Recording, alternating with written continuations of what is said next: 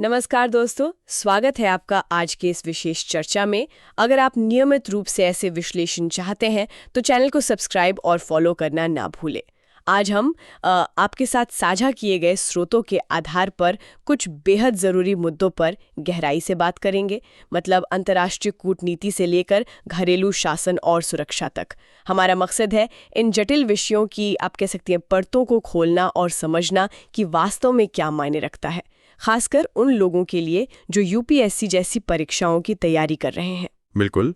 आज हम कुछ ऐसे विषयों को चुन रहे हैं जो हाल की घटनाओं और जो लंबे समय से चले आ रहे रुझान हैं, दोनों को दर्शाते हैं।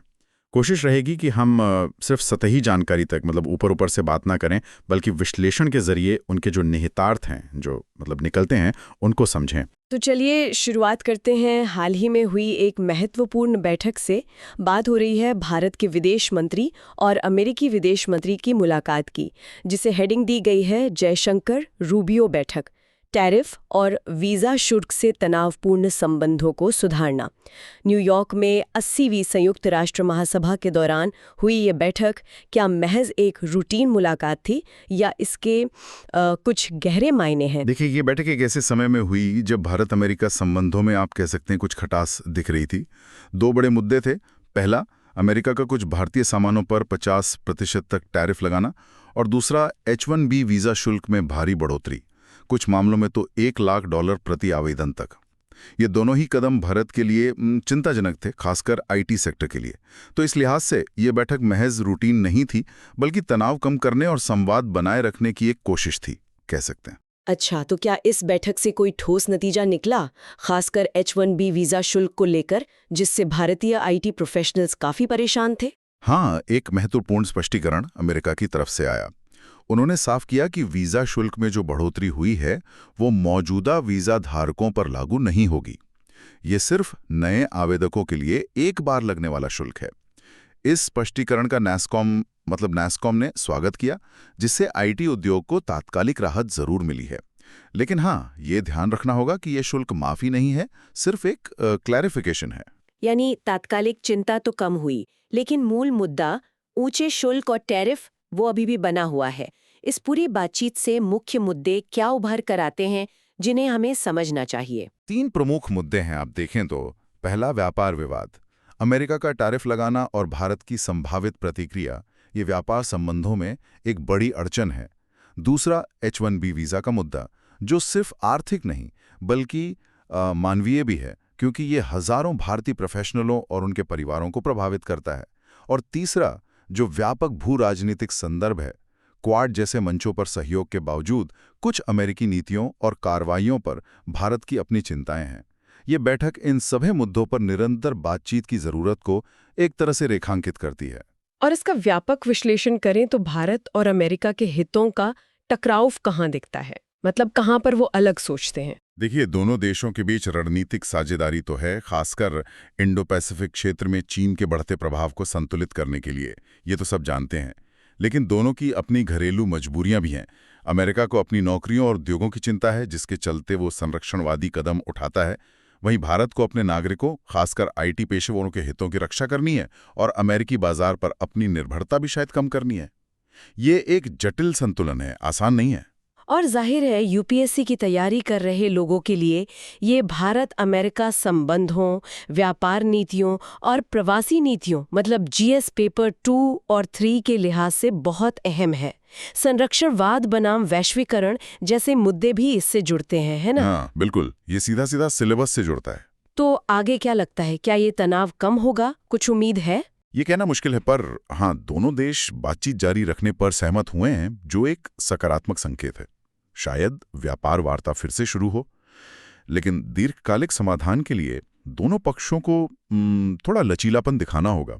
भारत को अपने आईटी बाजार को और विविध बनाने की जरूरत होगी शायद, और अमेरिका को अपनी रणनीतिक साझेदारी और घरेलू चिंताओं के बीच संतुलन साधना होगा। निरंतर संवाद ही बेसिकली आगे का रास्ता है। चलिए अब अंतर्राष्ट्रीय कूटनीति से हटकर देश के भीतर एक कानूनी और कह सकते हैं सामाजिक मुद्दे पर आते हैं। मानहानि कानून का कथित दुरुपयोग। हाल ही में सुप्रीम कोर्ट के एक न्यायाधीश ने इस पर चिंता जताई है। ये क्या मामला है? जी हाँ, न्यायमूर्ति MM सुंदरेश ने आपराधिक मानहानि कानून के बढ़ते दुरुपयोग, खासकर राजनेताओं द्वारा एक दूसरे के खिलाफ इस्तेमाल किए जाने पर गहरी चिंता व्यक्त की। उन्होंने यहाँ तक कह दिया कि शायद अब इसे अपराध की श्रेणी से बाहर करने का समय आ गया है। ये टिप्पणी बहुत महत्वपूर्ण है क्योंकि ये अभिव्यक्ति की स्वतंत्रता और प्रतिष्ठा के अधिकार के बीच के संतुलन पर एक बड़ी बहस छेड़ती है। लेकिन 2016 में तो सुप्रीम कोर्ट ने इसकी संवैधानिक वैधता को बरकरार रखा था। वो सुब्रमण्यम स्वामी वाला मामला था शायद। कोर्ट ने कहा था कि प्रतिष्ठा का अधिकार अनुच्छेद 21 के तहत जीवन के अधिकार का हिस्सा है और मानहानि कानून अनुच्छेद 19(2) के तहत अभिव्यक्ति की स्वतंत्रता पर एक उचित प्रतिबंध है। तो अब ये बदलाव क्यों? बिल्कुल सही कहा आपने।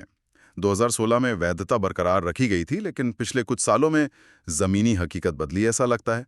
हमने देखा है कि आपराधिक मानहानि के मुकदमे खासकर राजनेताओं, पत्रकारों और एक्टिविस्ट्स के खिलाफ एक हथियार की तरह इस्तेमाल होने लगे हैं। कई बार ये आलोचना या असहमति को दबाने का एक तरीका बन जाता है। अदालतों ने भी इस प्रवृत्ति पर टिप्पणी की है, जैसे इतने संवेदनशील ना बने या अदालत राजनीतिक स्कोर निपटाने का मंच नहीं है। शायद न्यायमूर्ति सुंदरेश की टिप्पणी इसी बढ़ते दुरुपयोग के संदर्भ में आई है।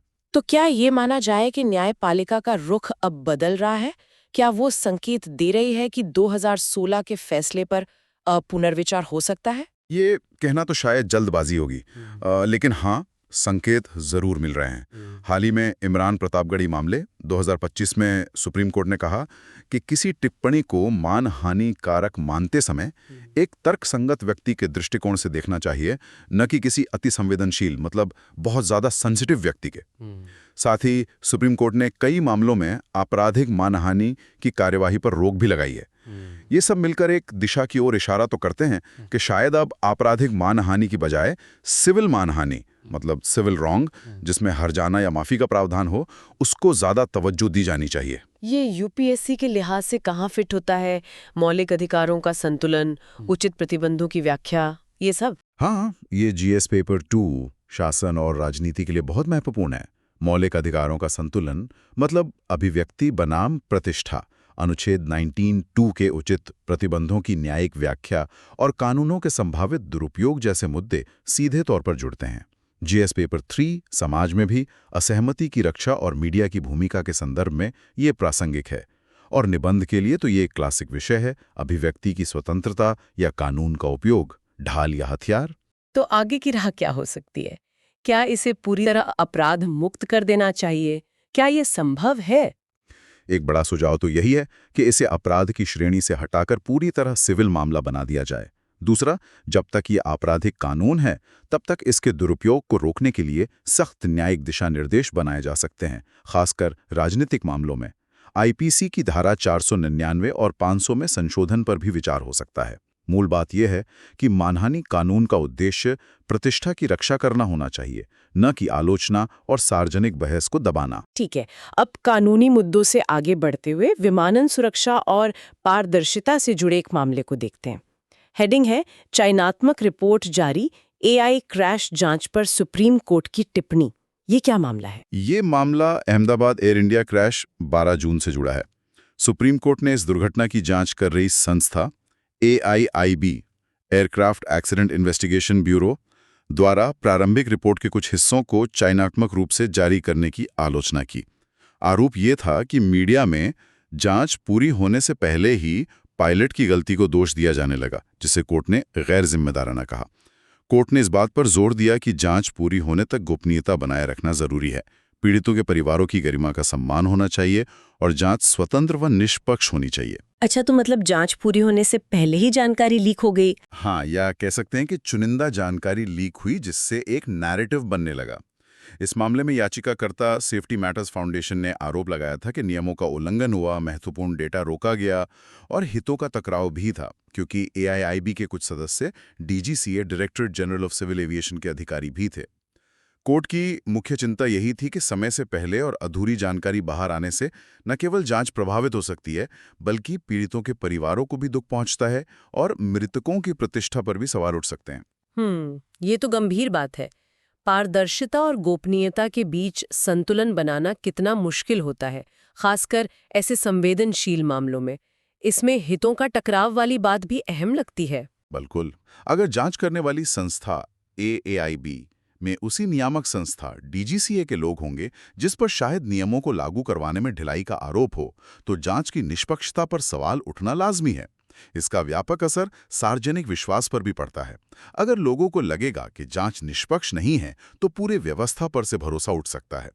और विमानन सुरक्षा के लिहाज से भी ये जरूरी है कि जांच सही हो ताकि भविष्य में ऐसी दुर्घटनाएं रोकी जा सके।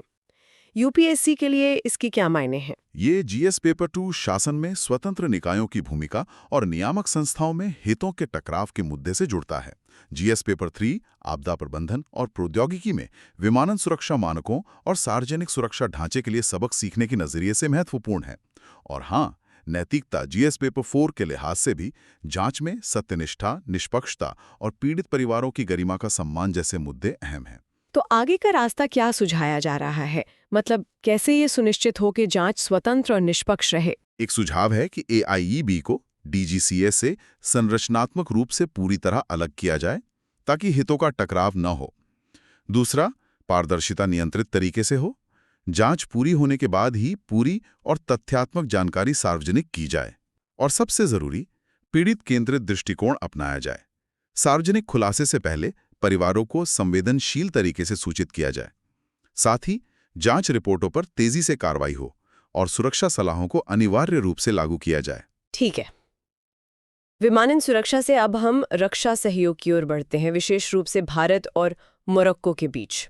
हेडिंग है भारत और मोरक्को रक्षा सहयोग, एक नई रणनीतिक साझेदारी। ये क्या है? यह हाल ही में भारत और मोरक्को के बीच हुए एक महत्वपूर्ण रक्षा समझौता ज्ञापन एमओयू के बारे में है। इस एमओयू पर रबात में भारत के रक्षा मंत्री और मोरक्को के रक्षा मंत्री ने हस्ताक्षर किए। इसके तहत दोनों देश रक्षा उद्योग, प्रशिक्षण और सुरक्षा अभियानों में सहयोग करेंगे। इसे हिंद महासागर एटलांटिक गलियारे में भारत के गहराते रणनीतिक संबंधों के तौर पर देखा जा रहा है। इसी मौके पर रबात में भारतीय दूतावास में एक नया रक्षा विंग भी खोला गया। अच्छा, मोरक्को के साथ रक्षा सहयोग, ये थोड़ा नया सा लगता है। इस एमओयू में क्या खास बातें हैं? हाँ, ये अफ्रीका में भारत की बढ़ती पहुंच को एक संकेत है।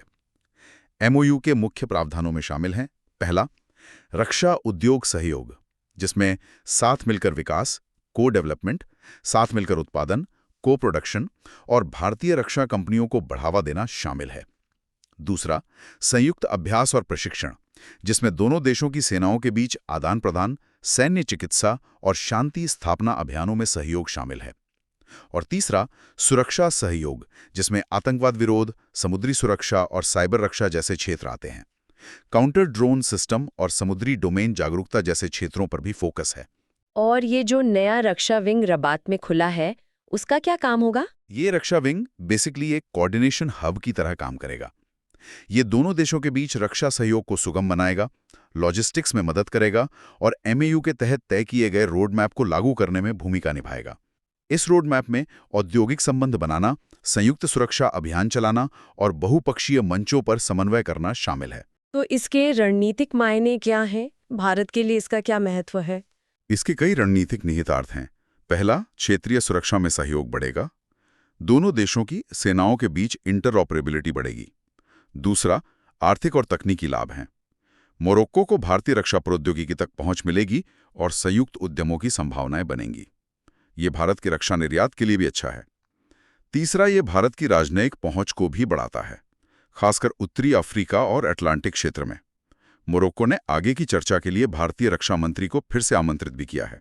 और यूपीएससी के नजरिए से ये अंतर्राष्ट्रीय संबंध और रक्षा कूटनीति से जुड़ता होगा? हाँ, बिल्कुल। जीएस पेपर 2 अंतर्राष्ट्रीय संबंध में भारत अफ्रीका संबंध, रक्षा कूटनीति और हिंद महासागर क्षेत्र की राजनीति के तहत ये महत्वपूर्ण है। और जीएस पेपर 3 अर्थव्यवस्था सुरक्षा में रक्षा उद्योग, प्रौद्योगिकी हस्तांतरण और समुद्री सुरक्षा जैसे विषयों से इसका संबंध है। ठीक है।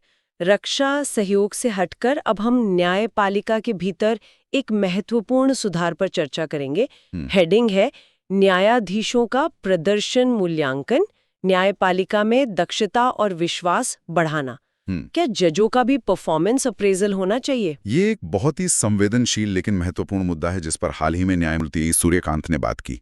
उनका प्रस्ताव है कि न्यायपालिका में दक्षता और जवाबदेही बढ़ाने के लिए न्यायाधीशों के प्रदर्शन का मूल्यांकन करने के लिए एक संरचित तंत्र, स्ट्रक्चर्ड मैकेनिज्म होना चाहिए। इसका मतलब है कि कुछ स्पष्ट मैट्रिक्स या मानक हों जिनके आधार पर मूल्यांकन किया जा सके, नियमित रूप से आत्मनिरीक्षण हो और जवाबदेही तय हो सके। लेकिन क्या इससे न्यायपालिका की स्वतंत्रता प्रभावित नहीं होगी? जज तो बिना किसी दबाव के फैसला करने के लिए जाने जाते हैं। ये एक बहुत बड़ी चिंता है और न्यायमूर्ति कांत ने भी इस पर जोर दिया कि कोई भी मूल्यांकन प्रणाली ऐसी होनी चाहिए जो न्यायिक स्वतंत्रता से समझौता ना करे। उनका कहना था कि मूल्यांकन का आधार सिर्फ मुकदमों के निपटान की दर या स्थगन की संख्या नहीं होना चाहिए, बल्कि इसमें गुणवत्ता, न्यायिक कौशल और व्यवहार जैसे पहलू भी शामिल हो। उन्होंने आत्ममूल्यांकन पर भी जोर दिया, मतलब जज खुद अपने काम का आकलन करें बजाय इसकी कि कोई बाहरी एजेंसी करे। तो ये मूल्यांकन होगा कैसे? क्या चुनौतियां हैं इसमें? चुनौतियां कई हैं। पहली तो ये कि न्यायिक स्वतंत्रता कैसे बनाए रखी जाए। दूसरी, हर मामला अलग होता है, तो समान मानक लागू करना मुश्किल हो सकता है। किसी जटिल संवैधानिक मामले की तुलना एक साधारण सिविल मामले से कैसे करेंगे? तीसरा, डेटा संग्रह कैसे होगा? और चौथी, न्यायपालिका के भीतर ही इस तरह के बदलाव का प्रतिरोध भी हो सकता है। तो फिर इसका समाधान क्या है? क्या कोई रोड मैप सुझाया गया है? हाँ, एक रोड मैप सुझाया गया है। इसमें शामिल है एक बहुआयामी स्कोरकार्ड बनाना, जिसमें मात्रात्मक जैसे निपटान दर और गुणात्मक जैसे फैसलों की गुणवत्ता, न्यायिक व्यवहार दोनों पहलू हों। इसे पहले कुछ चुनिंदा उच्च न्यायालयों में पायलट प्रोजेक्ट के तौर पर लागू करना, प्रौद्योगिकी और डेटा एनालिटिक्स का इस्तेमाल करना, न्यायिक आत्म-मूल्यांकन के लिए सेल बनाना और पूरी प्रक्रिया में पारदर्शिता रखना और समय-समय पर इसकी समीक्षा करना। और यूपीएससी के लिए ये न्यायिक सुधारों का हिस्सा हुआ? हाँ, ये जीएस पेपर 2 शासन और राजनीति में न्यायिक सुधार, जवाबदेही तंत्र और न्यायपालिका की स्वतंत्रता जैसे विषयों के लिए बहुत प्रासंगिक है। और जीएस पेपर 4 में नैतिकता में सार्वजनिक सेवा में जवाबदेही और संस्थागत सत्यनिष्ठा के नजरिए से महत्वपूर्ण है। ठीक है। न्यायिक सुधारों के बाद अब हम देश की आंतरिक सुरक्षा से जुड़े एक और महत्वपूर्ण ऑपरेशन पर नजर डालते हैं। हेडिंग है छत्तीसगढ़ में 2 शीर्ष सीपीआई माओवादी ढेर, नक्सलवाद के खिलाफ बड़ी सफलता। इसके बारे में बताइए। जी, ये सुरक्षा बलों के लिए हाल के दिनों की एक बड़ी कामयाबी मानी जा रही है। प्रतिबंधित भारतीय कम्युनिस्ट पार्टी माओवादी की केंद्रीय समिति मतलब सेंट्रल कमेटी के 2 सदस्य कट्टा रामचंद्र रेड्डी, जो दंडकारण्य स्पेशल जोनल कमेटी का सचिव भी था, और कदारी सत्यनारायण रेड्डी नारायणपुर जिले के अबूजमाड़ जंगल में एक मुठभेड़ में मारे गए हैं। दोनों पर कुल मिलाकर 40-40 लाख रुपए का इनाम था। ये एक खुफिया संचालित ऑपरेशन था जिसमें सीआरपीएफ की कोबरा बटालियन और राज्य पुलिस शामिल थीं। भारी मात्रा में हथियार जैसे AK-47, इंसास राइफल वगैरह भी बरामद हुए हैं। सेंट्रल कमेटी का सदस्य होना कितना महत्वपूर्ण है और अबूझमाड़ का इलाका क्यों इतना खास माना जाता है माओवादियों के लिए? सेंट्रल कमेटी आप समझ लीजिए, पोलित ब्यूरो के बाद माओवादी संगठन का दूसरा सबसे शक्तिशाली निकाय होता है। इसके सदस्य संगठन की रणनीति, योजना और संचालन का निर्देशन करते हैं। 2 सीसी सदस्यों का एक साथ मारा जाना उनके नेतृत्व, समन्वय और मनोबल पर एक बड़ा प्रहार है। जहां तक अबूझमाड़ का सवाल है, ये लगभग 4000 वर्ग किलोमीटर का घना, दुर्गम जंगली इलाका है जिसे माओवादी दशकों से अपना गढ़ या एक तरह से मुक्त क्षेत्र मानते आए हैं। यहां उनकी समानांतर सरकार चलती थी, प्रशिक्षण शिविर थे, बड़े नेता छिपते थे। इस इलाके में सुरक्षा बलों का सफलतापूर्वक ऑपरेशन करना एक बहुत बड़ा रणनीतिक संकेत है कि अब उनकी पकड़ कमजोर हो रही है। सरकार की जो व्यापक नक्सल विरोधी रणनीति है, जिसे समाधान कहा जाता है, क्या ये ऑपरेशन उसका हिस्सा है? बिल्कुल।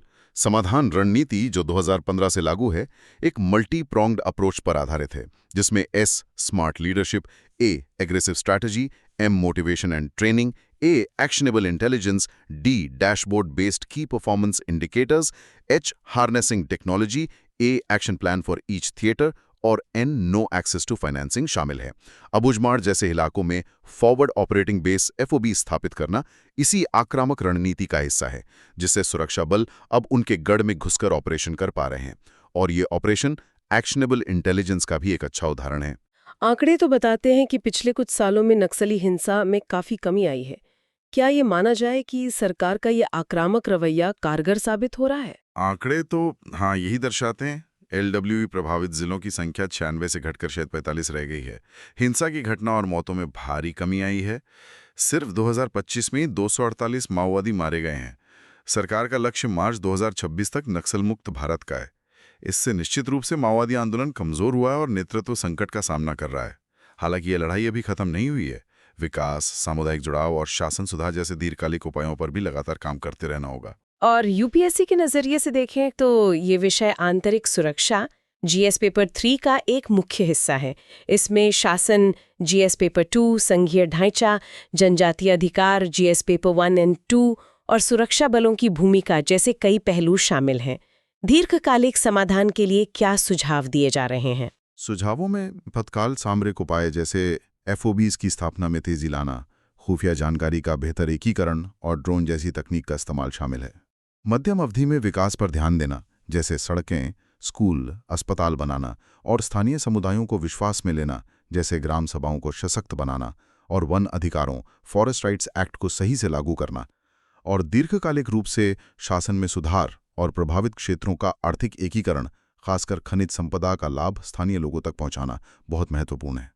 इसमें कोलंबिया, श्रीलंका जैसे देशों के अनुभवों से भी सीखा जा सकता है। चलिए, आंतरिक सुरक्षा से अब देश के पूर्वोत्तर क्षेत्र के विकास और कर सुधारों पर ध्यान केंद्रित करते हैं। हेडिंग है मोदी का पूर्वोत्तर विकास विजन और जीएसटी सुव्यवस्थीकरण, विकास और सुधार का संगम। इसमें क्या मुख्य बातें हैं? इसमें दो मुख्य बातें हैं। पहली, प्रधानमंत्री मोदी का पूर्वोत्तर भारत के विकास पर लगातार जोर देना, जिसे वो अष्टलक्ष्मी कहते हैं। उन्होंने हाल ही में अरुणाचल प्रदेश में 5100 करोड़ रुपए की परियोजनाओं का शिलान्यास किया और कांग्रेस पर पूर्वोत्तर की उपेक्षा का आरोप लगाया। उन्होंने वाइब्रेंट विलेज प्रोग्राम वीवीपी की सफलता का भी जिक्र किया, जिसके तहत सीमावर्ती गांवों का विकास किया जा रहा है और सीमा पर्यटन को बढ़ावा दिया जा रहा है।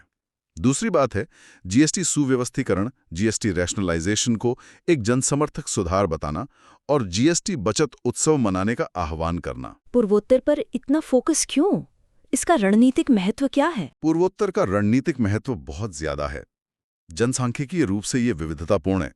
आर्थिक रूप से यहाँ अपार संभावनाएं हैं, जैसे जल विद्युत, पर्यटन, जैविक खेती और राष्ट्रीय सुरक्षा के लिहाज से भी ये महत्वपूर्ण है, क्योंकि इसकी सीमाएं कई देशों से मिलती हैं।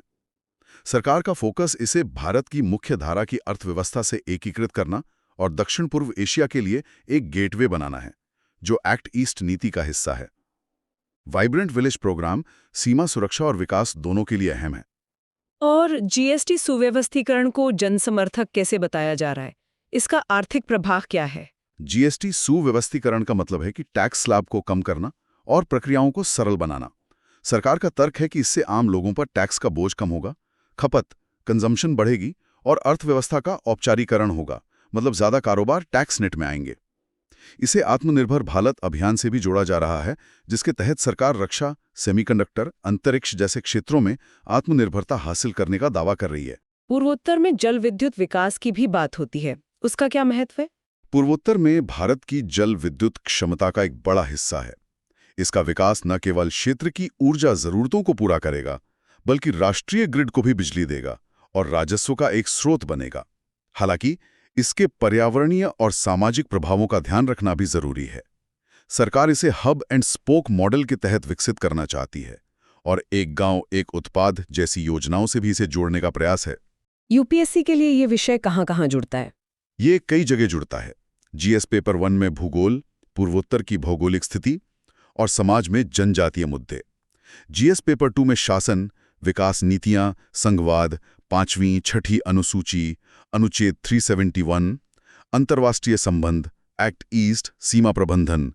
जीएस पेपर 3 में अर्थव्यवस्था, जीएसटी, विकास मॉडल, जल विद्युत, कृषि, बुनियादी ढांचा, सुरक्षा, सीमा प्रबंधन। और जीएस पेपर 4 नैतिकता में समावेशी विकास और सतत विकास के मुद्दे। ठीक है, विकास और सुधार की इन बड़ी पहलों के बीच आइए पर्यावरण की स्थिति पर एक नजर डालें, विशेष रूप से हमारी नदियों के स्वास्थ्य पर। हेडिंग है प्रदूषित नदियां, स्थिति में मामूली सुधार, चुनौतियां बरकरार। क्या स्थिति वाकई सुधर रही है? देखिए, सीसीपीबी केंद्रीय प्रदूषण नियंत्रण बोर्ड की ताजा रिपोर्ट के अनुसार 2023 में देश भर में स्नान के लिए अनुपयुक्त माने जाने वाले नदी स्थलों की संख्या 860 थी, जो 2022 में 815 थी। तो हाँ, एक मामूली कमी आई है। सबसे ज्यादा प्रदूषित यानी प्राथमिकता 1 वाले खंड भी 45 से घटकर 37 हो गए हैं। ये एक सकारात्मक संकेत है। इस कमी का कारण मुख्य रूप से सीवेज उपचार संयंत्रों एसटीपीज की संख्या और क्षमता में वृद्धि और औद्योगिक कचरे पर बेहतर नियंत्रण बताया जा रहा है। लेकिन मामूली सुधार का मतलब है कि अभी भी स्थिति गंभीर है। कुल कितने प्रदूषित खंड हैं? हाँ, स्थिति अभी भी चिंताजनक है। कुल मिलाकर 279 नदियों के 311 खंड अभी भी प्रदूषित पाए गए हैं। सबसे ज्यादा प्रदूषित खंड महाराष्ट्र में हैं, 54, उसके बाद मध्य प्रदेश, बिहार, केरल, कर्नाटक और उत्तर प्रदेश का नंबर आता है। प्राथमिकता 1 वाले खंड भले ही कम हुए हों, लेकिन 37 खंडों का इस श्रेणी में होना भी बहुत गंभीर बात है। इस श्रेणी का मतलब है कि वहां बीओडी यानी जैव रासायनिक ऑक्सीजन मांग का स्तर बहुत ज्यादा है, यानी पानी जीवन के लिए लगभग अनुपयुक्त है। ये बीओडी क्या होता है और प्रदूषण के मुख्य कारण क्या हैं? बीओडी यानी बायोकेमिकल ऑक्सीजन डिमांड पानी में मौजूद कार्बनिक पदार्थों को विघटित करने के लिए सूक्ष्म जीवों द्वारा आवश्यक ऑक्सीजन की मात्रा का माप है। बीओडी जितना ज्यादा होगा, पानी उतना ही ज्यादा प्रदूषित माना जाएगा, क्योंकि उसमें ऑक्सीजन की कमी होगी जो जलीय जीवन के लिए घातक है। प्रदूषण का मुख्य कारण तो शहरों से निकलने वाला अनुपचारित सीवेज है। इसके अलावा उद्योगों से निकलने वाला कचरा और कृषि में इस्तेमाल होने वाले कीटनाशकों और उर्वरकों का पानी में मिलना, जिसे नॉन पॉइंट सोर्स प्रदूषण कहते हैं, भी बड़े कारण हैं। तो सुधार के बावजूद चुनौतियां क्या हैं और आगे क्या करने की जरूरत है? सबसे बड़ी चुनौती है सीवेज उपचार की अपर्याप्त क्षमता। जितना सीवेज पैदा होता है, उसका एक बड़ा हिस्सा अभी भी बिना उपचार के नदियों में चला जाता है। दूसरी चुनौती है नॉन पॉइंट सोर्स प्रदूषण, जैसे खेती से होने वाला अपवाह, जिस पर नियंत्रण करना मुश्किल होता है। आगे के रास्ते के तौर पर सुझाव हैं मौजूदा सामान्य प्रवाह उपचार संयंत्रों सीईटीपीज की क्षमता बढ़ाना और नए बनाना, उद्योगों के लिए शून्य तरल निर्वहन जीरो लिक्विड डिस्चार्ज को सख्ती से लागू करना, कृषि अपवाह को नियंत्रित करने के उपाय करना, विकेंद्रीकृत सीवेज उपचार प्रणालियों को बढ़ावा देना, नदियों की रियल टाइम निगरानी के लिए आईओटी जैसी तकनीक का उपयोग करना और नमामि गंगे जैसे कार्यक्रमों को और प्रभावी बनाना। और यूपीएससी के लिए पर्यावरण प्रदूषण एक महत्वपूर्ण टॉपिक है। हाँ, ये जीएस पेपर 3 पर्यावरण में प्रदूषण नियंत्रण, जल संसाधन प्रबंधन और संबंधित सरकारी योजनाओं जैसे नमामि गंगे के लिए बहुत महत्वपूर्ण है। जीएस पेपर 2 शासन में भी पर्यावरणीय नियमों के कार्यान्वयन और सीपीसीबी जैसी संस्थाओं की भूमिका के संदर्भ में प्रासंगिक है। प्रीलिम्स में बीओडी जैसी अवधारणाएं पूछी जा सकती हैं। पर्यावरण से प्रौद्योगिकी की ओर बढ़ते हुए एक क्रांतिकारी कंप्यूटिंग तकनीक पर चर्चा करते हैं। हेडिंग है प्रकाश आधारित कंप्यूटर, एआई के भविष्य के लिए एक तेज और ऊर्जा कुशल मार्ग, लाइट बेस्ड कंप्यूटर। ये क्या होता है? ये एक बहुत ही रोमांचक डेवलपमेंट है। ऑप्टिकल कंप्यूटिंग या लाइट बेस्ड कंप्यूटिंग का मतलब है कंप्यूटर में गणना करने के लिए इलेक्ट्रॉनों की जगह प्रकाश के कणों यानी फोटोनों का उपयोग करना। हाल ही में फिनलैंड और स्विट्जरलैंड के शोधकर्ताओं ने दिखाया है कि वे ग्लास ऑप्टिकल फाइबर के भीतर ही आर्टिफिशियल इंटेलिजेंस एआई से जुड़े काम कर सकते हैं, जैसे इमेज क्लासिफिकेशन। उन्होंने इसके लिए एक्सट्रीम लर्निंग मशीन ELM नामक एक एआई फ्रेमवर्क का इस्तेमाल किया और लगभग 91% सटीकता हासिल की, जो काफी प्रभावशाली है। फोटोन का इस्तेमाल क्यों? ये पारंपरिक इलेक्ट्रॉनिक कंप्यूटर से बेहतर कैसे? इसके 2 मुख्य फायदे हैं, गति और ऊर्जा दक्षता। प्रकाश इलेक्ट्रॉनों की तुलना में बहुत तेजी से यात्रा करता है और कम गर्मी पैदा करता है। आजकल एआई मॉडल्स बहुत बड़े और जटिल होते जा रहे हैं, जिन्हें चलाने के लिए भारी मात्रा में कंप्यूटिंग पावर और ऊर्जा लगती है। ऑप्टिकल कंप्यूटिंग इस ऊर्जा खपत को काफी कम कर सकती है और गणनाओं को बहुत तेज बना सकती है, जो एआई के विकास के लिए एक बड़ी बाधा को दूर कर सकता है। ये सुनने में तो बहुत अच्छा लगता है, लेकिन क्या ये व्यावहारिक है? क्या इसमें कोई चुनौतियां हैं? हाँ, अभी ये शुरुआती चरण में है और कई चुनौतियां हैं। पहली, सटीकता अभी भी पारंपरिक कंप्यूटरों जितनी नहीं है, खासकर जटिल कार्यों के लिए। दूसरी, इन ऑप्टिकल घटकों का आकार अभी भी बड़ा है और इन्हें मौजूदा इलेक्ट्रॉनिक सिस्टम के साथ एकीकृत करना मुश्किल है। इसे छोटा करना एक बड़ी चुनौती है। तीसरी, इन सिस्टम्स को बनाना और प्रोग्राम करना भी अभी जटिल है। तो भविष्य में इस पर और क्या काम होने की उम्मीद है? भविष्य के शोध का फोकस इन्हीं चुनौतियों पर रहेगा। सटीकता में सुधार करना, घटकों को छोटा करके फोटोनिक इंटीग्रेटेड सर्किट पिक्स बनाना और इन्हें मौजूदा तकनीक के साथ बेहतर ढंग से एकीकृत करना। अगर ये सफल होता है तो ये न केवल एआई बल्कि अन्य क्षेत्रों जैसे क्रिप्टोग्राफी, ड्रग डिस्कवरी और मटेरियल साइंस में भी क्रांति ला सकता है। और यूपीएससी के नजरिए से ये साइंस एंड टेक? का हिस्सा है? हाँ, ये GS पेपर 3 विज्ञान और प्रौद्योगिकी में उभरती हुई तकनीकों, फोटोनिक्स, AI हार्डवेयर और कंप्यूटिंग के भविष्य के लिए महत्वपूर्ण है। GS पेपर 2 शासन में नवाचार नीति और R&D फंडिंग से भी जुड़ता है। प्रीलिम्स में ऑप्टिकल कंप्यूटिंग, ELM जैसी शब्दावली पूछी जा सकती है। उन्नत तकनीक से अब हम जमीनी स्तर पर स्वास्थ्य सेवा वितरण की चुनौतियों पर वापस ध्यान केंद्रित करते हैं। हेडिंग है PHC डॉक्टर्स, ग्रामीण भारत में स्वास्थ्य सेवा की रीढ़ पर भारी बोझ तले दबे। हमने पहले भी PHCs की बात की थी, ये उसी से जुड़ा है। हाँ, ये उसी मुद्दे को और गहराई से देखता है, खासकर डॉक्टरों के नजरिए से। प्राथमिक स्वास्थ्य केंद्र PHC, जैसा हमने पहले कहा, ग्रामीण स्वास्थ्य सेवा की नींव हैं। वे औसतन 30,000 लोगों के लिए प्राथमिक देखभाल प्रदान करते हैं। उनका काम बहुत विविध है। मरीज देखना, राष्ट्रीय स्वास्थ्य कार्यक्रमों को लागू करना, बीमारियों की निगरानी, टीकाकरण, आपातकालीन देखभाल और साथ ही ढेर सारा प्रशासनिक काम।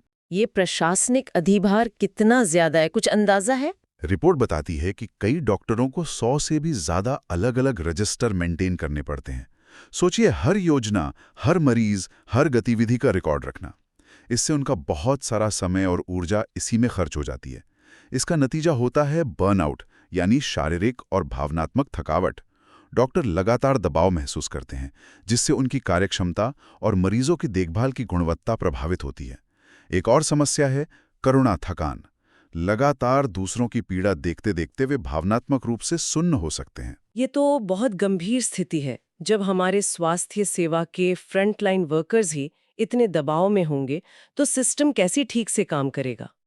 क्या इसके समाधान के लिए कुछ सोचा जा रहा है? हाँ, समाधानों पर विचार हो रहा है और कुछ कदम उठाए भी जा रहे हैं, जैसे आयुष्मान भारत स्वास्थ्य और कल्याण केंद्रों ABHWCs के माध्यम से सेवाओं का विस्तार। लेकिन डॉक्टरों पर बोझ कम करने के लिए और ज्यादा प्रणालीगत सुधारों की जरूरत है। जैसे पहला, प्रशासनिक काम को सरल बनाना, ज्यादा से ज्यादा डिजिटलीकरण करना, शायद एक केंद्रीकृत पोर्टल बनाना। दूसरा, कार्य स्थानांतरण या कार्य साझाकरण, मतलब कुछ गैर नैदानिक काम सहायक स्वास्थ्य कर्मियों जैसे आशा, ANM या फिर data entry operator, record keeper आदि को सौंपना। तीसरा, डॉक्टरों के कल्याण पर ध्यान देना, उनके लिए नियमित प्रशिक्षण, मानसिक स्वास्थ्य सहायता, टेलीमेंटरिंग जैसी सुविधाएं देना। चौथा, PHCs में बुनियादी ढांचे जैसे उपकरण, दवाएं को बेहतर बनाना और ग्रामीण क्षेत्रों में काम करने के लिए बेहतर प्रोत्साहन देना। और UPSC के लिए ये मुद्दे कहाँ जुड़ते हैं? ये सीधे तौर पर GS पेपर 2 शासन में सार्वजनिक स्वास्थ्य प्रशासन, स्वास्थ्य योजनाएं जैसे आयुष्मान भारत, विकेंद्रीकरण और मानव संसाधन प्रबंधन से जुड़ता है। GS पेपर 3 स्वास्थ्य में प्राथमिक स्वास्थ्य प्रणाली, स्वास्थ्य के लिए मानव संसाधन की चुनौतियां और स्वास्थ्य सूचना प्रणाली जैसे विषयों के लिए महत्वपूर्ण है। ये दिखाता है कि नीतियां बनाना एक बात है और उन्हें जमीन पर प्रभावी ढंग से लागू करना, खासकर मानव संसाधन की चुनौतियों को संबोधित करते हुए, दूसरी बात है। बिल्कुल, ये जमीनी हकीकत समझना बहुत जरूरी है। चलिए, प्राथमिक स्वास्थ्य सेवा के बाद पारंपरिक चिकित्सा पद्धतियों के बढ़ते महत्व पर विचार करें। हेडिंग है पारंपरिक चिकित्सा, वैश्विक स्वास्थ्य और अर्थव्यवस्था में एक उभरती शक्ति। क्या पारंपरिक चिकित्सा अब मुख्यधारा में आ रही है? हाँ, ऐसा कहना गलत नहीं होगा। WHO की एक हालिया रिपोर्ट बताती है कि दुनिया के 88% सदस्य देश पारंपरिक चिकित्सा का किसी न किसी रूप में उपयोग करते हैं। और ये सिर्फ सांस्कृतिक महत्व की बात नहीं है, इसका आर्थिक पहलू भी बहुत बड़ा है। अनुमान है कि पारंपरिक चिकित्सा का वैश्विक बाजार $583 बिलियन तक पहुंच सकता है। भारत का आयुष क्षेत्र, आयुर्वेद, योग, यूनानी, सिद्ध, होम्योपैथी भी तेजी से बढ़ रहा है। इसका मूल्य 43.4 बिलियन आका गया है और पिछले कुछ सालों में इसका राजस्व 8 गुना बढ़ा है। भारत में आयुष क्षेत्र इतना कैसे बढ़ गया? इसके पीछे क्या कारण है? इसके कई कारण हैं। एक तो लोगों में निवारक स्वास्थ्य सेवा, प्रिवेंटिव हेल्थ केयर और समग्र कल्याण, होलिस्टिक वेलनेस के प्रति जागरूकता बढ़ी है। दूसरा, सरकार ने भी इसे काफी बढ़ावा दिया है। आयुष मंत्रालय का गठन, राष्ट्रीय आयुष मिशन और अब गुजरात में WHO का पारंपरिक चिकित्सा के लिए वैश्विक केंद्र, global centre for traditional medicine बनना, ये सब इसी दिशा में कदम है। तीसरा, वैज्ञानिक सत्यापन पर भी जोर दिया जा रहा है। आयुष दवाओं और उपचारों पर नैदानिक परीक्षण, क्लिनिकल ट्रायल्स हो रहे हैं। उनके मानकीकरण, स्टैंडर्डाइजेशन पर काम हो रहा है। चौथा, वैश्विक स्तर पर भी भारत सहयोग बढ़ा रहा है। 25 से ज्यादा देशों के साथ द्विपक्षीय समझौते हुए हैं। लेकिन क्या पारंपरिक चिकित्सा आधुनिक चिकित्सा की जगह ले सकती है या ये पूरक के तौर पर ज्यादा उपयोगी है? ज्यादातर विशेषज्ञ इसे पूरक मानते हैं, खासकर पुरानी बीमारियों, क्रॉनिक डिजीजेज और जीवन शैली से जुड़ी समस्याओं के प्रबंधन में। इसका फोकस अक्सर रोकथाम, प्रिवेंशन और जीवन की गुणवत्ता सुधारने पर होता है। लोगों और ग्रह के लिए Ayurveda for people and planet जैसे नारे इसी निवारक और टिकाऊ दृष्टिकोण को दर्शाते हैं। अब तो इसमें तकनीक का भी इस्तेमाल हो रहा है, जैसे एआई और बिग डेटा का उपयोग करके व्यक्तिगत उपचार योजनाएं बनाना या दवाओं के प्रभाव का विश्लेषण करना। तो आगे की राह क्या है? इसे और कैसे बेहतर बनाया जा सकता है? आगे की राह में सबसे जरूरी है ज्यादा से ज्यादा वैज्ञानिक साक्ष्य जुटाना। बड़े पैमाने पर उच्च गुणवत्ता वाले क्लिनिकल ट्रायल करने की जरूरत है। दूसरा, रेगुलेटरी हार्मोनाइजेशन, मतलब विभिन्न देशों के बीच नियमों में एक रूपता लाना, ताकि आयुष उत्पादों का व्यापार और स्वीकृति आसान हो। तीसरा, डिजिटल एकीकरण, टेली आयुर्वेद जैसे प्लेटफॉर्म बनाना। चौथा, सतत सोर्सिंग, मतलब जड़ी बूटियों और अन्य सामग्री को इस तरह से उगाना और इकट्ठा करना कि पर्यावरण को नुकसान ना हो और वे लंबे समय तक उपलब्ध रहें। और पांचवा, आयुष शिक्षा के पाठ्यक्रम में आधुनिक अनुसंधान पद्धतियों को शामिल करना। और यूपीएससी के लिहाज से ये जीएस पेपर 2 शासन में स्वास्थ्य नीति, आयुष मंत्रालय की भूमिका, WHO के साथ भागीदारी से जुड़ता है। जीएस पेपर 3 अर्थव्यवस्था और पर्यावरण में स्वास्थ्य सेवा बाजार, फार्मा उद्योग, जैव विविधता संरक्षण और सतत विकास से इसका संबंध है। जीएस पेपर 1 समाज में पारंपरिक ज्ञान प्रणालियों के तहत भी आता है। प्रीलिम्स में आयुष योजनाओं और WHO केंद्र के बारे में पूछा जा सकता है। पारंपरिक चिकित्सा के समावेशी दृष्टिकोण से अब हम समाज के एक हाशिए पर पड़े वर्ग, ट्रांसजेंडरों के समावेश की चुनौतियों पर चर्चा करते हैं। हेडिंग है ट्रांस लोग, प्रणालीगत बहिष्कार से संरचनात्मक समावेश तक। ये क्या कहता है? आरक्षण दे देना काफी नहीं है, बल्कि वास्तविक समावेश के लिए गहरे संरचनात्मक सुधारों की जरूरत है। ट्रांस व्यक्तियों को जीवन के हर क्षेत्र में बहिष्कार का सामना करना पड़ता है, परिवार से, समाज से, शिक्षा में, स्वास्थ्य सेवा में, रोजगार में, यहाँ तक कि सार्वजनिक स्थानों पर भी। खोखले कोटा की विफलता की बात कही गई है। इसका क्या मतलब है? इसका मतलब है कि कई बार नीतियों तो बन जाती हैं, जैसे शिक्षा या नौकरियों में कोटा, लेकिन जमीन पर उनका लाभ ट्रांस व्यक्तियों तक नहीं पहुंच पाता। इसके पीछे कारण हो सकते हैं भ्रष्टाचार, नौकरशाही की बाधाएं, जरूरी दस्तावेजों का न होना, या फिर समाज में इतना ज्यादा पूर्वाग्रह होना कि वे उन अवसरों का लाभ ही न उठा पाएं। कोटा अपने आप में तब तक प्रभावी नहीं होता जब तक कि उसे पाने के लिए एक सहायक और समावेशी माहौल न हो।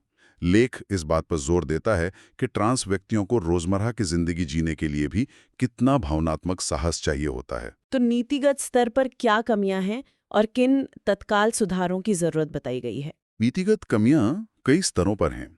शिक्षा में समावेशी पाठ्यक्रम की कमी, स्कूलों में भेदभाव, स्वास्थ्य सेवा में जेंडर अफर्मिंग केयर की अपर्याप्तता और डॉक्टरों का असंवेदनशील रवैया, आवास मिलने में कठिनाई, रोजगार में भेदभाव, ये सब बड़े मुद्दे हैं।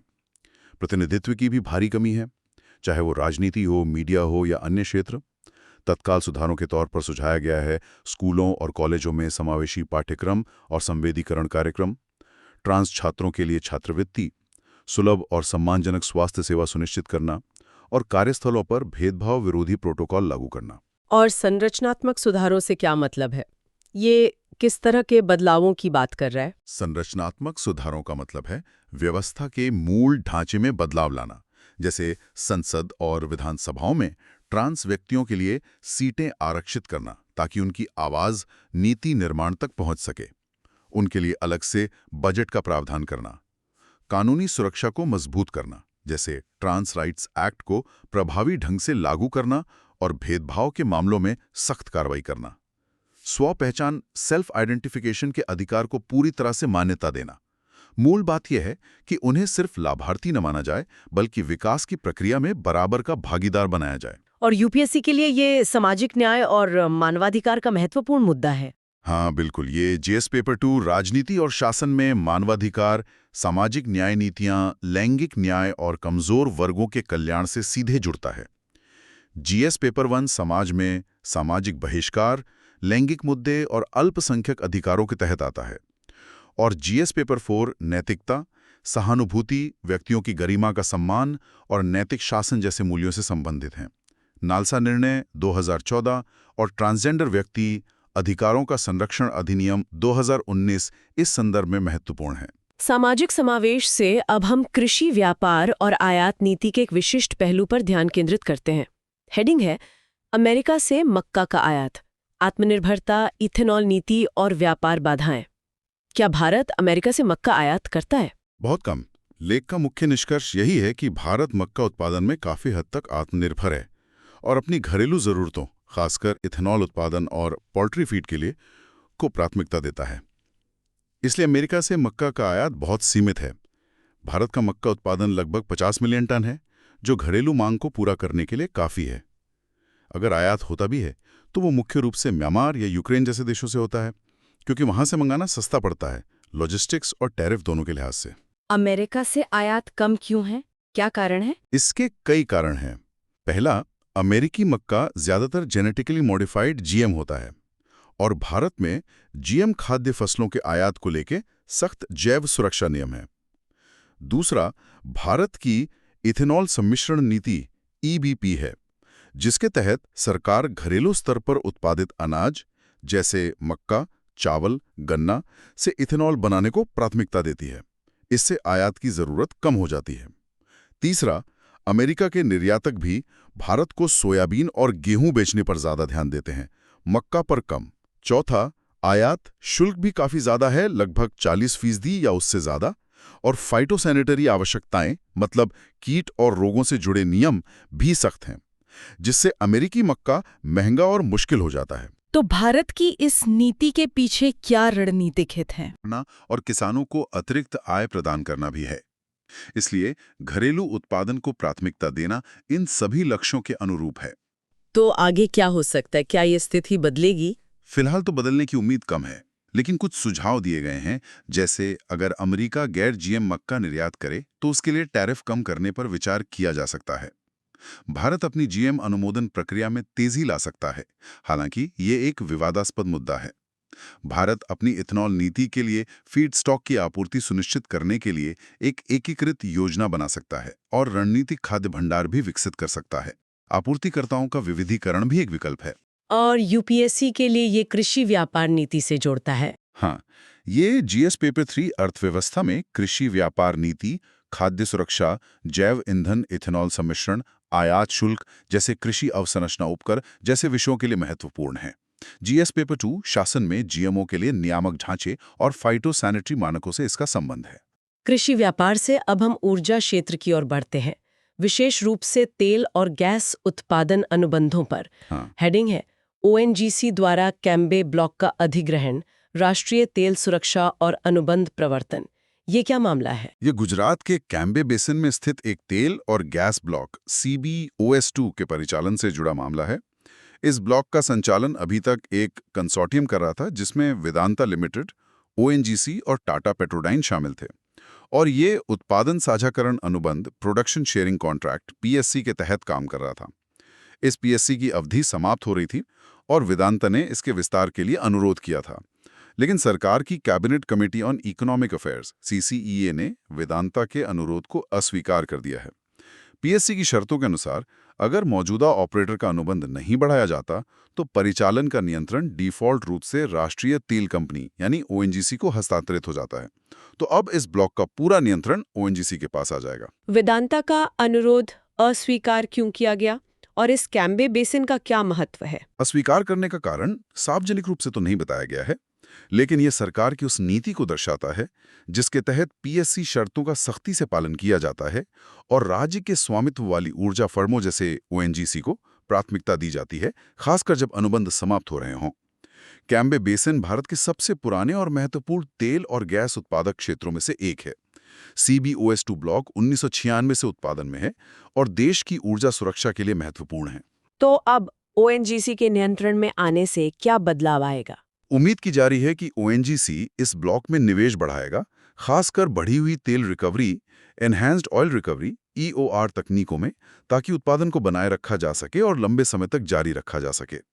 ONGC को अब स्टॉक एक्सचेंजों को इस अधिग्रहण के बारे में सूचित करना होगा। सरकार का निर्देश है कि उत्पादन बिना किसी रुकावट के जारी रहना चाहिए। ये फैसला एक तरह से निजी कंपनियों के बजाय राष्ट्रीय तेल कंपनियों पर सरकार के बढ़ते भरोसे का भी संकेत देता है, कम से कम मौजूदा अनुबंधों के मामले में। और इसके व्यापक नीतिगत निहितार्थ क्या है यूपीएससी के नजरिए से? ये भारत की ऊर्जा सुरक्षा लक्ष्यों से जुड़ता है। सरकार चाहती है कि घरेलू उत्पादन बढ़े और आयात पर निर्भरता कम हो। यूपीएससी के लिए ये जीएस पेपर 3 अर्थव्यवस्था में प्राकृतिक संसाधन प्रबंधन, पेट्रोलियम अन्वेषण नीति जैसे HLP, hydrocarbon exploration and licensing policy, सार्वजनिक क्षेत्र के उपक्रमों पीएसयूज की भूमिका से संबंधित है। जीएस पेपर 2 शासन में संविदात्मक ढांचे पीएससी, प्रशासनिक निर्णय और सार्वजनिक निजी भागीदारी पीपीपी मॉडल के तहत आता है। ठीक है, राष्ट्रीय ऊर्जा नीति से अब हम वैश्विक मुद्रा और यूरोपीय संघ की आर्थिक चुनौतियों पर एक नजर डालते हैं। हेडिंग है यूरो का वैश्विक क्षण, संयुक्त ऋण और यूरोपीय संघ का भविष्य। ये यूरो का वैश्विक क्षण क्या है? ये यूरोपीय सेंट्रल बैंक के अध्यक्ष क्रिस्टीन लगार्ड के एक विचार को संदर्भित करता है। उनका प्रस्ताव है कि यूरोजोन को मिलकर यूरो मूल्य वर्ग की सुरक्षित संपत्ति, जिसे आम भाषा में यूरो बॉन्ड कह सकते हैं, जारी करनी चाहिए। इसका उद्देश्य यूरो को अमेरिकी डॉलर के मुकाबले एक मजबूत वैश्विक आरक्षित मुद्रा, ग्लोबल रिजर्व करेंसी बनाना है और यूरोपीय संघ के वित्तीय बाजार को गहरा और एकीकृत करना है। इसी को वैश्विक क्षण कहा जा रहा है, मतलब यूरो के लिए वैश्विक मंच पर अपनी स्थिति मजबूत करने का एक अवसर। तो क्या ये यूरो बॉन्ड जारी हो रहे हैं? इसमें क्या अड़चन है? नहीं, अभी तक इस पर सहमति नहीं बन पाई है। मुख्य अड़चन है यूरोपीय संघ के सदस्य देशों के बीच असहमति। फ्रांस और दक्षिणी यूरोपीय देश जैसे इटली, स्पेन इसके पक्ष में हैं क्योंकि इससे उनकी उधार लेने की लागत कम होगी और वित्तीय स्थिरता बढ़ेगी। लेकिन जर्मनी और अन्य उत्तरी देश इसके विरोध में हैं। उन्हें डर है कि उन्हें कमजोर अर्थव्यवस्था वाले देशों के कर्ज का बोझ उठाना पड़ेगा और इससे वित्तीय अनुशासनहीनता बढ़ेगी। कोविड-19 महामारी के दौरान नेक्स्ट जनरेशन EU फंड के तहत कुछ संयुक्त उधार लिया गया था, जिससे उम्मीद जगी थी, लेकिन उसे स्थायी बनाने के प्रस्ताव रुके हुए हैं। तो क्या यूरो डॉलर को टक्कर दे पा रहा है? अभी तो नहीं। हालांकि वैश्विक निवेशकों ने यूरो क्षेत्र के बॉन्ड में काफी निवेश किया है, लगभग $3.2 ट्रिलियन। लेकिन ये ज्यादातर अलग अलग देशों द्वारा जारी किए गए बॉन्ड हैं, न कि संयुक्त यूरो बॉन्ड। जब तक एक बड़ी, सुरक्षित और तरल यूरो मूल्य वर्ग की संपत्ति नहीं होगी, तब तक डॉलर का दबदबा बना रहेगा। अमेरिका में ब्याज दरें बढ़ने से भी यूरो का आकर्षण कम हुआ है। कुल मिलाकर कोविड के समय जो एकजुटता दिखी थी, वो अब बढ़ती हुई नजर आ रही है। तो यूरोप के इस वैश्विक क्षण को पुनर्जीवित करने के लिए क्या कदम उठाए जा सकते हैं? विशेषज्ञों का सुझाव है कि यूरोपीय संघ को एक स्थायी व्यवस्था बनानी होगी, जिसके तहत नियमित रूप से संयुक्त ऋण जारी किया जा सके। एक तरह की EU ट्रेजरी बनाने का भी सुझाव है।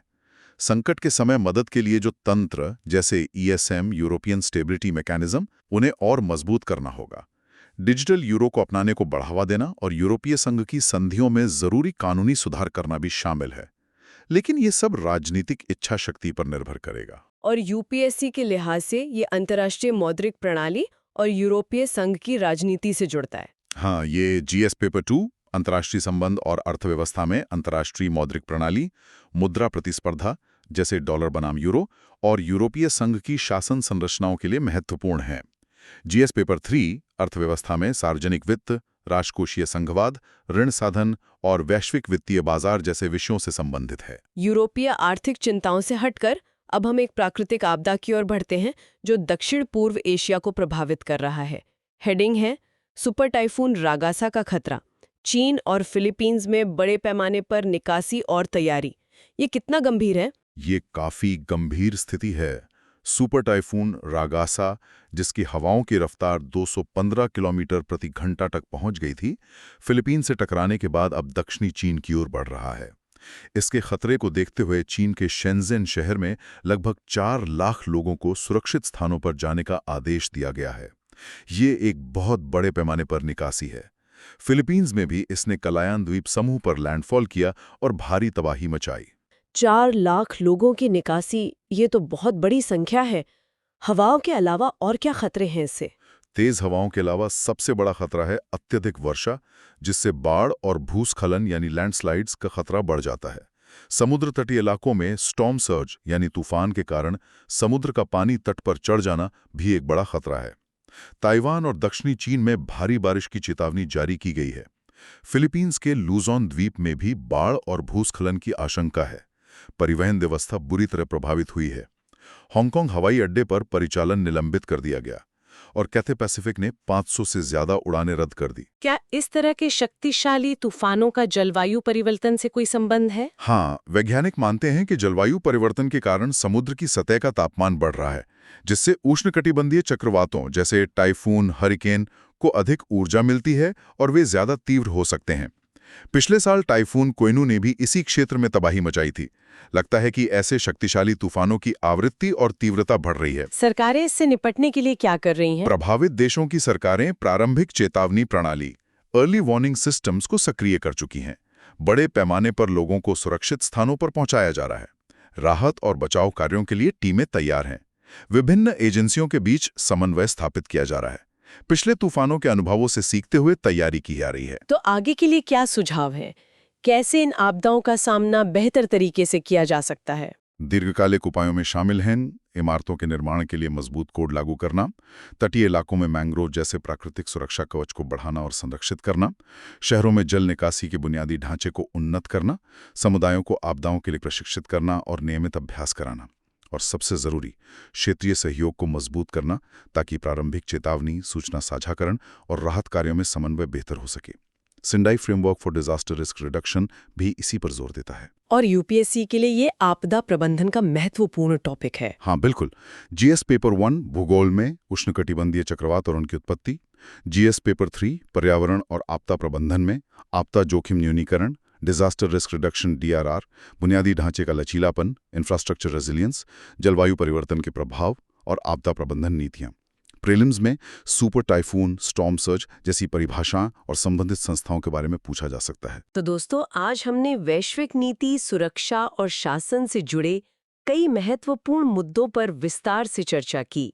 भारत अमेरिका संबंधों की जटिलताओं से लेकर मानहानि कानून के दुरुपयोग, विमानन सुरक्षा की पारदर्शिता, भारत मोरक्को रक्षा सहयोग, न्यायिक प्रदर्शन मूल्यांकन, नक्सलवाद विरोधी अभियानों की सफलताएं, पूर्वोत्तर विकास और जीएसटी सुधार, हमारी प्रदूषित होती नदियां, प्रकाश आधारित कंप्यूटिंग की संभावनाओं, पीएचसी डॉक्टरों की चुनौतियों, पारंपरिक चिकित्सा के उदय, ट्रांसजेंडरों के समावेश के संघर्ष, कृषि आयात नीतियों, ऊर्जा क्षेत्र के अनुबंधों, यूरो की वैश्विक महत्वाकांक्षाओं और सुपर टाइफून रगासा जैसी प्राकृतिक आपदाओं के प्रबंधन तक। हाँ, हर विषय अपने आप में महत्वपूर्ण है और शासन, सुरक्षा, अर्थव्यवस्था, समाज और पर्यावरण के विभिन्न पहलुओं को छूता है। हमने देखा कि कैसे वैश्विक, राष्ट्रीय और स्थानीय स्तर पर नीतियां और घटनाएं एक दूसरे से जुड़ी हुई हैं। ये सभी विषय यूपीएससी परीक्षा के दृष्टिकोण से अत्यंत प्रासंगिक हैं, जो जीएस पेपर 1, 2, 3 और 4 के साथ साथ निबंध पेपर के लिए भी महत्वपूर्ण सामग्री प्रदान करते हैं। उम्मीद है आपको ये विस्तृत विश्लेषण उपयोगी लगा होगा। जाने से पहले एक विचार आपके लिए।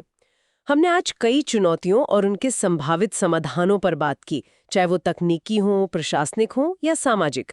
क्या आपको लगता है कि इन सभी में सबसे बड़ी जरूरत राजनीतिक इच्छा शक्ति और संस्थागत क्षमता की है, ताकि अच्छे इरादों को जमीन पर उतारा जा सके? इस पर जरूर सोचिएगा। और हाँ, अगर आपको ये चर्चा पसंद आई हो तो कृपया चैनल को सब्सक्राइब करें और इस विश्लेषण को